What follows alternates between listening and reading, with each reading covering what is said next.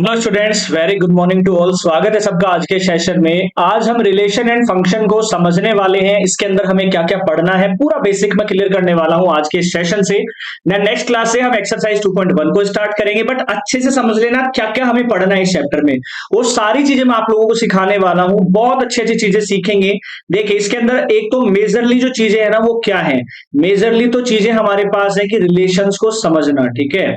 Relation and function को समझना majorly तो ये हमारा इसका बेसिक समझना है। दूसरा हमें समझना है डोमेन के बारे में, ठीक है। डोमेन, फंक्शन का डोमेन, डोमेन ऑफ फंक्शन, ये सबसे ज्यादा है और एग्जाम में सवाल भी यहीं से आता है। और एक होता है हमारा रेंज, ठीक है, रेंज ऑफ फंक्शन।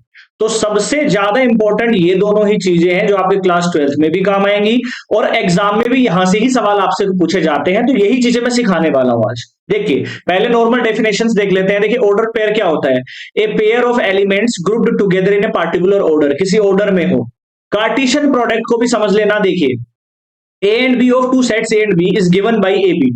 जैसे मान के चलिए, देखिए मैं कार्टेशियन प्रोडक्ट को आपको समझाता हूं कि क्या हमारा कार्टेशियन प्रोडक्ट होता है, ठीक है। कार्टेशियन प्रोडक्ट को अच्छे से समझ लेना, इसके सवाल भी आएंगे 2.1 में। लेट मान लीजिए कि ए हमारे पास कोई सेट दे रखा है 1 2 और 3 का दे रखा है, और बी हमारे पास कोई दूसरा सेट है 4 और 5 का। तो ए गुणा बी, इसी को क्या बोलते हैं, कार्टेशियन प्रोडक्ट ए का बी से। पहले जो लिखा हुआ है मतलब ए है, ए को मल्टीप्लाई करना है बी से। तो भाई मल्टीप्लाई करूंगा तो मैं क्या हो जाऊंगा, ये भाई एक है ये दोनों से होगा, दो है ये भी इन दोनों से होगा, और तीन है ये भी इन दोनों से होगा। मतलब हमारे पास बनेगा एक का हमने 4 से कर दिया पेयर, एक का हमने 5 से भी कर दिया। ऐसे ही 2 का 4 से करना है और 2 का 5 से करना है। ऐसे ही 3 का 4 से करना है और 3 का 5 से करना है। तो ये हमारे पास क्या आ जाएगा, कार्टेशियन प्रोडक्ट। अब आप एक बात और आपसे पूछी जाएगी कि भाई कितने एलिमेंट्स आएंगे इसके कार्टेशियन प्रोडक्ट में। तो डायरेक्ट आप देख के बता सकते हो, इसमें नंबर ऑफ एलिमेंट्स कितने हैं 3, इसमें कितने हैं 2। तो टोटल नंबर ऑफ एलिमेंट्स आएंगे दोनों का प्रोडक्ट यानी कि 6। हमेशा ऐसे भी डायरेक्ट अगर आपसे पूछा जाए तो आप बता सकते हैं। अगर यहां पर पूछा जाता बी क्रॉस में ए, तब मैं क्या करता भाई, बी वाले 4 को इन तीनों से कर देता, मतलब कि 4 1 4 2 4 3 और 5 1 5 2 और 5 3, ये हमारा आ जाता। अगर मैं बी क्रॉस ए करता तो मेरा ये आता, और ए क्रॉस बी करवा रहा है तो ये आएगा। मतलब जो पहले है ना उसी के एलिमेंट्स को पहले से मल्टीप्लाई करना है दूसरे वालों से। इसको बोलते हैं कार्टेशियन प्रोडक्ट। बिल्कुल सिंपल सी चीज है। क्वेश्चंस आएंगे तो मैं आपको डेफिनेटली समझाऊंगा कार्टेशियन प्रोडक्ट। आगे बोल रहा है, देखिए इफ ए और B belongs to X Y, then हम कंपेयर कर सकते हैं। यानी कि जब इक्वल दे रखे हैं तो ए कंपेयर किससे होगा, एक्स वाले से होगा, बी किससे होगा, वाई वाले से कंपेयर होगा। जब सवाल करेंगे तो और अच्छे से समझ पाओगे आप सभी बच्चा पार्टी, ठीक है। आपको ये तो पता ही होगा कि फाइव क्या होता है, एम्प्टी सेट होता है, कुछ नहीं होता फाइव के अंदर। फाइव का मतलब एम्प्टी सेट। एम्प्टी सेट को किसी से भी मल्टीप्लाई कर लेंगे तो फाइव आएगा अपने आप। और ए क्रॉस बी, अब आगे देखते हैं धीरे धीरे जो हमारे पास है। देखो रिलेशन, रिलेशन और फंक्शन में आपको समझा देता हूं बहुत अच्छे से, ठीक है। रिलेशन क्या होता है, किसी भी सेट ए का बी से कार्टेशियन प्रोडक्ट ही होता है, ठीक है, इसी को रिलेशन बोला जाता है। मान लीजिए ए क्रॉस बी हमें क्या दे रखा है, हमें दे रखा है 1 2 2 3 3 4, ऐसा एक हमें एक क्रॉस भी कार्टेशियन प्रोडक्ट दे रखा है। तो भैया इसी का मतलब तो ये रिलेशन ही तो दे रखा है। एक का रिलेशन 2 से है, 2 का रिलेशन 3 से है और 3 का रिलेशन 4 से है। ये तो रिलेशन रिलेशन की बात आ गई। अब मैं करूंगा फंक्शन की बात। तो फंक्शन भी ऐसा ही एक रिलेशन होता है जिसमें, ठीक है, फंक्शन किसको बोला जाता है, एक ऐसा रिलेशन जो जिसकी हर एक एलिमेंट की इमेज, जैसे मान लो फंक्शन को मैं कैसे दर्शाता हूं, ऐसे दर्शाता हूं, ठीक है।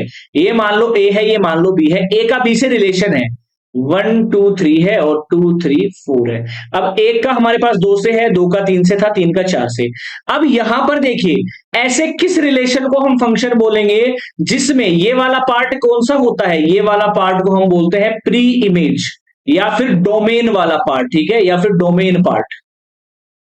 और ये वाला होता है इमेज पार्ट, जहां पर इमेज बन रही है, मतलब 1 की इमेज क्या बन रही है, 2 पर बन रही है, 2 की इमेज बन रही है 3 पर, 3 की इमेज बन रही है 4 पर। तो अगर सभी एलिमेंट्स की सिंगल इमेज बन रही है, उसी रिलेशन को क्या बोला जाता है, फंक्शन बोला जाता है। बिल्कुल सिंपल सी डेफिनेशन है। अब फंक्शन में आप ध्यान रखिएगा डोमेन क्या होता है और रेंज क्या होती है। सबसे इंपॉर्टेंट चैप्टर में यही चीज है कि डोमेन क्या होता है और रेंज क्या होती है। ध्यान से समझ लेना, हर एक सवाल समझ में आ जाएगा अगर डोमेन आ गया आप लोगों को निकाल। भाई आप लोगों ने एक चीज सुनी होगी, डोमेन के बारे में बहुत पहले से भी सुना आपने। हम कोई साइट चलाते हैं, कुछ भी चलाते हैं, तो वो जिसका जो मालिक होता है ना, उसके पास ही उसका ऑनरशिप होता है। ऐसा थोड़ी है कि वो साइट सेम साइट हम भी बना दें, google.com हम भी बना दें, ऐसा नहीं कर सकते हम। तो डोमेन का मतलब होता है मालिकाना हक होता है, ऐसे मान लीजिए। तो उसके हिसाब से आप ये देखिए, कोई भी फंक्शन मान लो दे रखा है एफ एक्स बराबर एक्स प्लस में टू, मान लीजिए ये एक फंक्शन मुझे दे रखा है, लेट कर लीजिए, अज्यूम कर लीजिए। और ये फंक्शन जहां पर एक्स बिलोंग्स टू क्या है, नेचुरल नंबर, या रियल नंबर भी हो सकता है, इंटीजर कुछ भी हो सकता है। अब इसका डोमेन से मेरा क्या मतलब है कि एक्स की, जो हमें एक्स जहां से बिलोंग कर रहा है ना, एक्स की ऐसी सारी वैल्यूज जिससे फंक्शन का आंसर क्या आ जाए, डिफाइंड आंसर आ जाए, समझ रहे हो, डिफाइंड आंसर आ जाए, वही एक्स की सारी वैल्यूज क्या होंगी इस फंक्शन के लिए, डोमेन होगी। और रेंज कौन सी होगी ये भी समझ लो, रेंज भी यहीं से निकल जाएगा। भाई एक्स की आप कुछ वैल्यू रख रहे होंगे, जैसे एक्स आप 1 रख रहे होंगे, तो वाई एफ एक्स कितना आ रहा है 3, तो जो ये आंसर निकल के आता है ना एक्स की वैल्यू रखने से, उसको रेंज बोला जाता है, सिंपल सी बात है।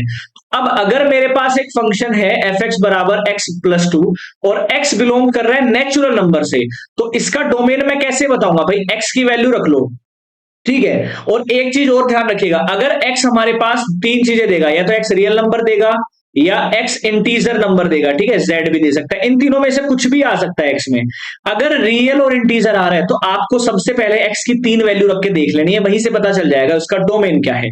एक तो 0, एक +1, एक -1, ठीक है, ये तीनों रखना है सबसे पहले। लेकिन नेचुरल नंबर में तो सारी प्लस की रखी जाएंगी। जैसे मैं f1 निकालता हूं, मेरे पास क्या आएगा, 1 + में 2 = 3, डिफाइंड आंसर आ रहा है।